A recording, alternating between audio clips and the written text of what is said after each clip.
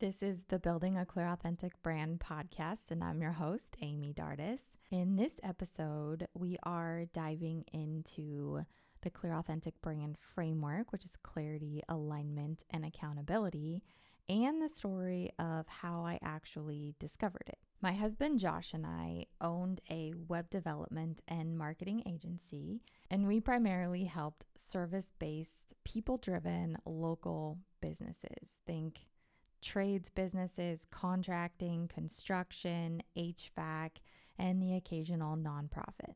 And every time we built a website, we always led with a discovery process, which was me sitting down with a client and asking them a bunch of questions to get an idea of their business. So I wanted to understand who was the target market, who was their ideal customer, what was their process, what made them unique, how did they differentiate themselves in the marketplace, and how could I outline that on a website in a way that was clear, it was simple, it made sense, it was authentic to their brand, and it was going to help attract the right type of clients. And it was through this process that I noticed that most of the businesses that I did sit down with actually struggled to articulate this, because getting website content or clear messaging from our clients was actually one of the biggest bottlenecks.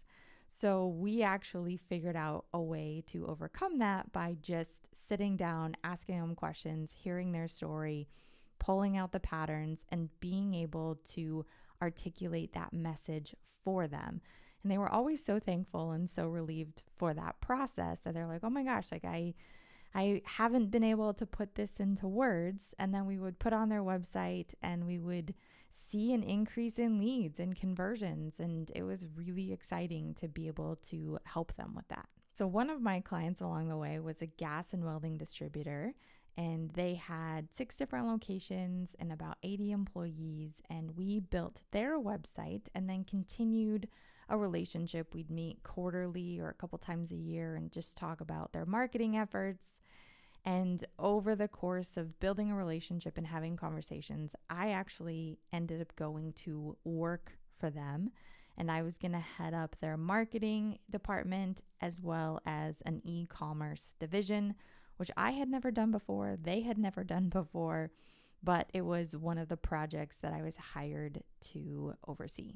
So this business had been around for 70 years. It was a family-owned business, and they had never had a marketing department. They had never had someone really own that part of their business. And there was a general sense of a brand, but since I was new and coming into the business, I really wanted to get my arms around it. I wanted to have a clear marketing strategy. So I did what I always do, which is I started with clarity. I started with trying to make sure that I understood who we were as a business, who our target audience was, what our core offerings were, what problems did we solve, how did we solve them, how did we differentiate ourselves from other distributors in our industry, why would customers choose us? And that way, everything that I did with marketing was going to be authentic and consistent and align together. So I wanted to have a really clear plan because I was overseeing all of the flyers, everything that went out on social media, all of the ad campaigns, everything that we were putting in the e-commerce platform. And so having a really good grasp on the business and how we operated and who we helped was really important to this. So within the first 2 months of me being there, we went through some internal clarifying exercises in order to put down into words, like clear, tangible sentences. We wanted to define our purpose, which is why we existed, our core values, so what we valued and how we operated. We identified our target market, our unique differentiators, so what made us different than the other distributors within our area, as well as our messaging pillars. So underneath all of the campaigns and the posting, whether it was organic or paid or flyers. I wanted to know, what are the 3 to 5 topics I need to make sure that I'm hitting on consistently in order to build up a very consistent brand message. So at the beginning of this, all I was thinking about was external messaging. I was thinking about marketing. I was thinking about attracting more of our ideal customers.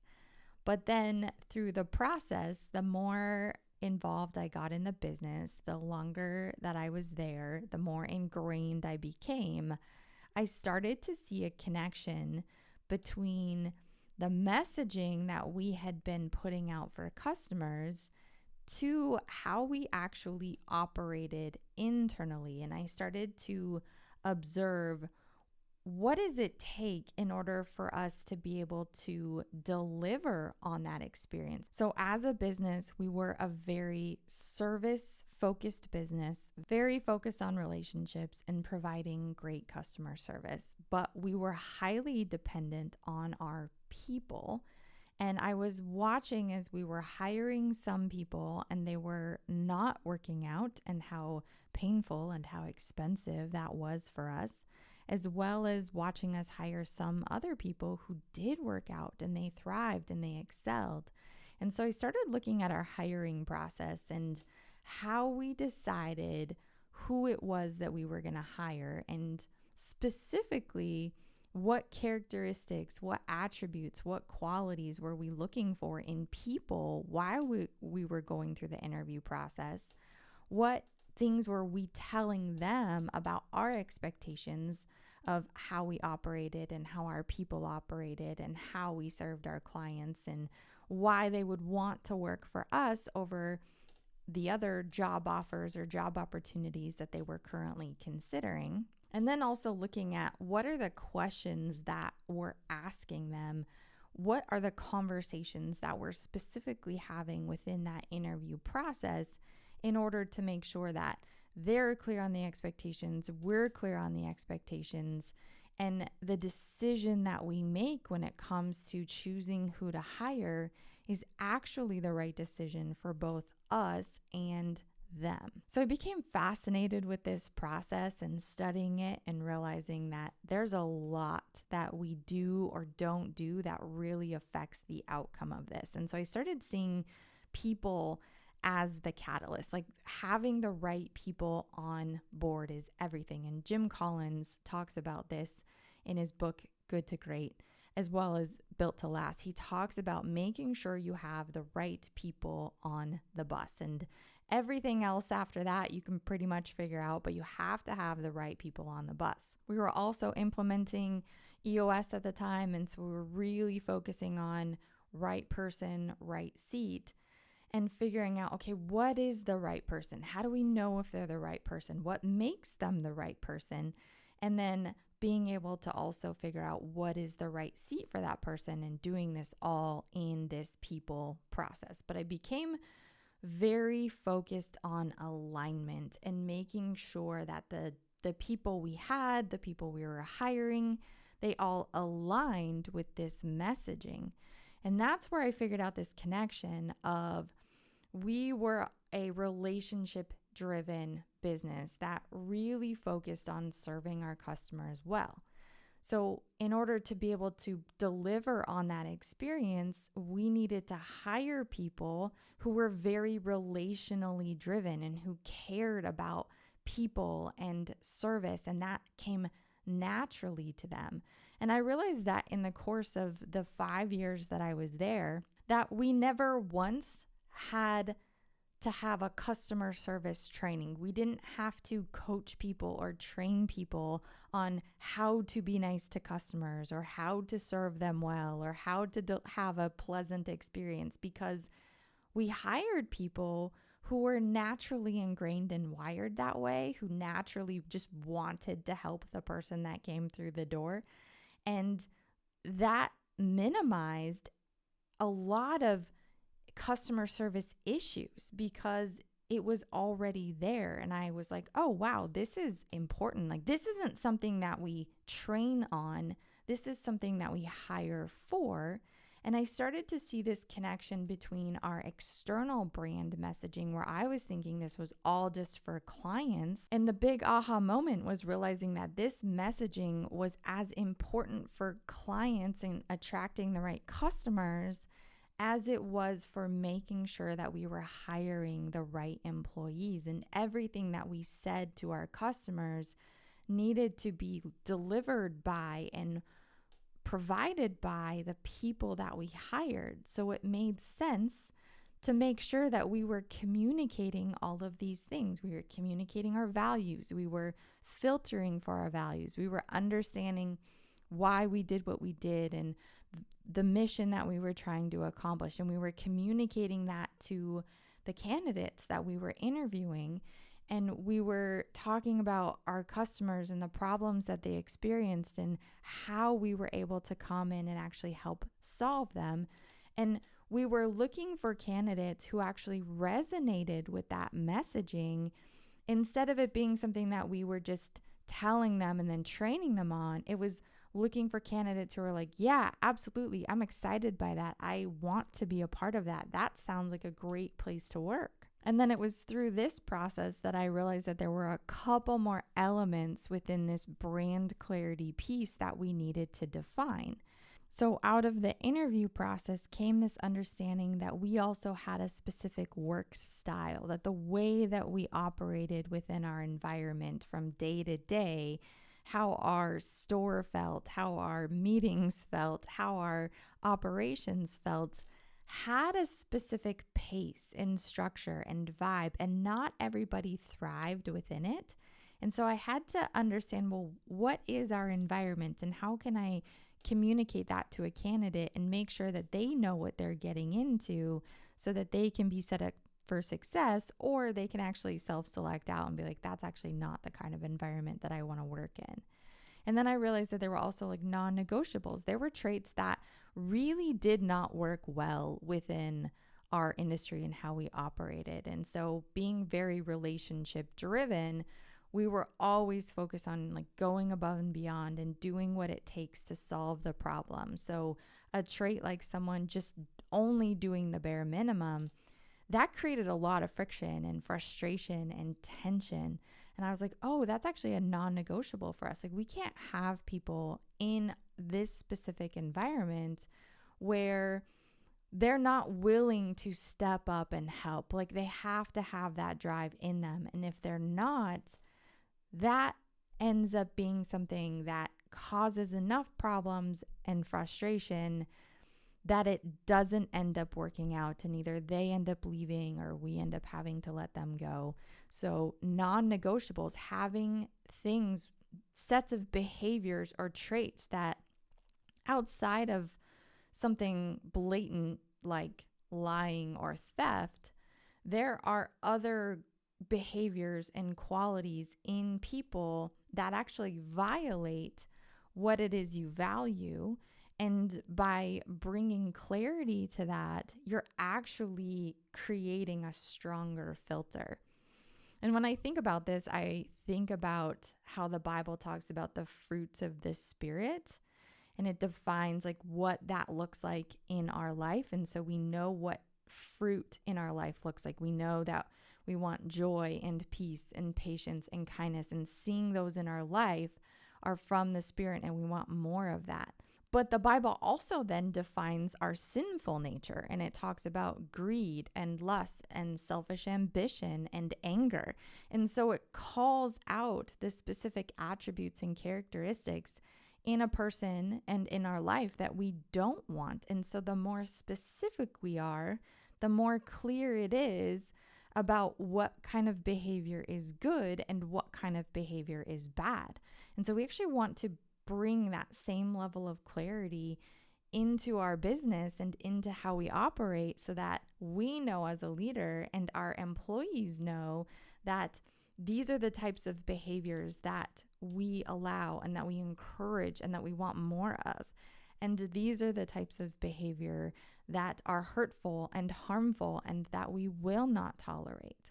And I realized that as we defined what we valued, in order to figure out if a person valued that, We were actually looking for specific traits in that person that were easier to pinpoint in someone's character or in their stories when we were going through the interview process. And so the more clear and specific we could be about our behavior, our expectations, how we operated, the environment that we operated in, the better and better we were able to identify the right type of candidates, because we were able to steer our conversation through the interview process to actually filter for and verify that this person aligned with these values, with these characteristics, with these attributes. So as we got clear on this and we started hiring more and more and more of the right people,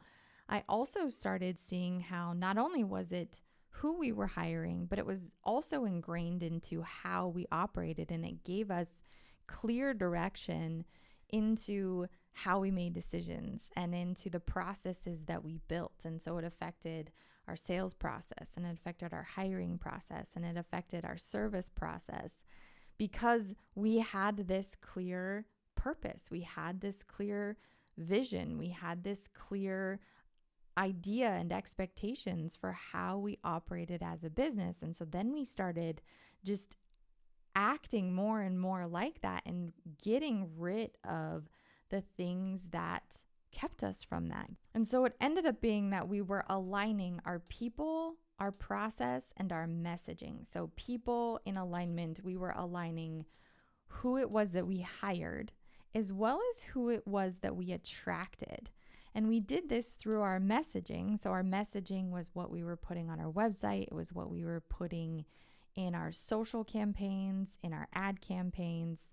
It was what we were saying in our conversations, not only to our customers and sales conversations, but we then started seeing our conversations shift in how we talked to each other and how we recognized each other and how we lifted each other up and how we talked to our vendors, and seeing that in our messaging, our people, and our processes, and then making sure our processes, like how we operated and how we made decisions, actually aligned with the things that we said, with the things that we did, with the people that we hired.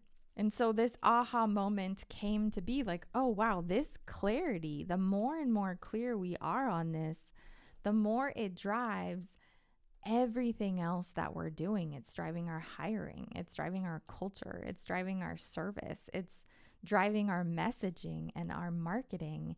And that's where it created this alignment. So we had this clarity piece of figuring out, okay, what specifically do we need to clarify? And I actually break this down. I have it as a resource on my website. If you just go to clearauthenticbrands.com/resources, there's a brain clarity elements, because it was about really focusing in on like, what's the key 20%? What are the key elements we need to know that really drive 80% of what we do in a business? And I'm all about minimalism. I'm all about like less is more.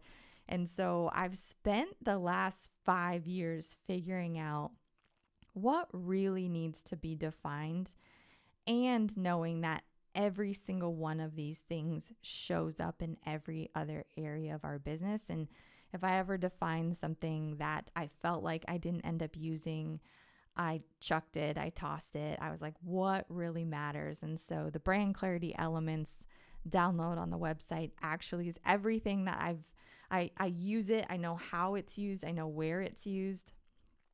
And then it ends up bringing into this accountability piece, which is really just staying consistent. It's staying authentic. It's not allowing opportunities or distractions to compromise on what we have clarified as our brand identity and what we believe and what we value.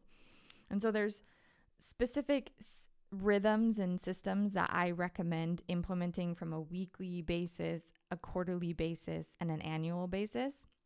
And again, those are very simple, very streamlined in understanding that we all get distracted. It's it's easy to veer off course if we don't find a way to build things into our life and keep them at the center. So after I had this aha moment over, a course of a few years with working inside of a business with a lot of employees and a lot of locations and a lot of moving parts, and seeing how well it impacted it, seeing hiring in a competitive market, hiring a brand new CDL division through 2020, seeing how we were attracting more and more of the right people, seeing year over year growth. It was amazing. It was phenomenal. And I was like, man, I think this is it. Like, I think everything starts with this clarity piece. So what I did to test this theory is I actually went back to a lot of my web design clients that we'd known for years. And I went to them and I was like, hey, I know we built your website 5 years ago, 8 years ago, but I've learned a lot over the years about business and about this process. And I would love to sit down with you again and go through this brand clarity workshop and see what else comes to the surface. And so it was fascinating. And I did this with realtors. I did this with like 4 or 5 different realtors and real estate brokerages, and seeing how companies that all did the exact same thing, like 100% did the same thing, each one of them had a very unique and different approach, and they valued different things. And it was so interesting to see how that came to the surface.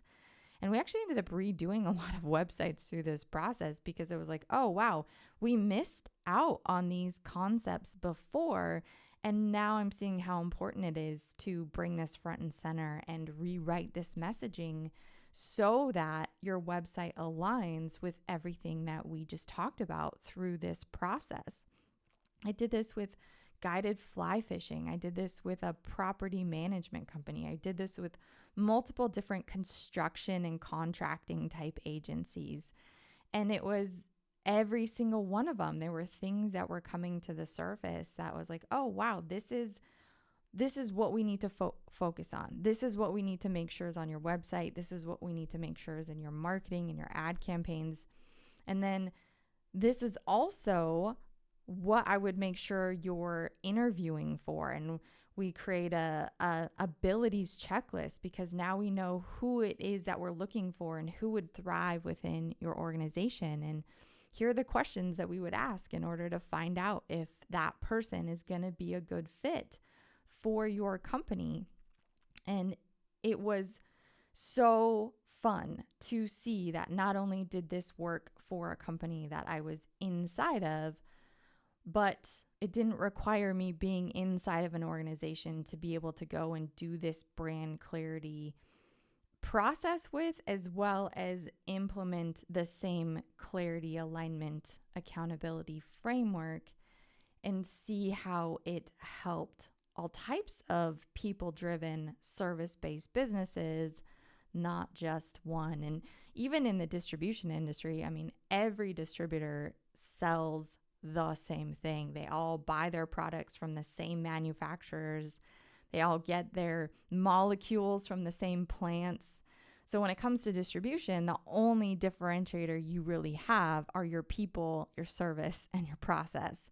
And so being able to set yourself apart in a very clear, distinct way is really important. And so with all of these different clients that we went to, I was focused on figuring out how can I pull out their brand story in a clear, efficient way. And I realized that it didn't take 2 days. I mean, I think when I first started doing this process, it was like a whole day event.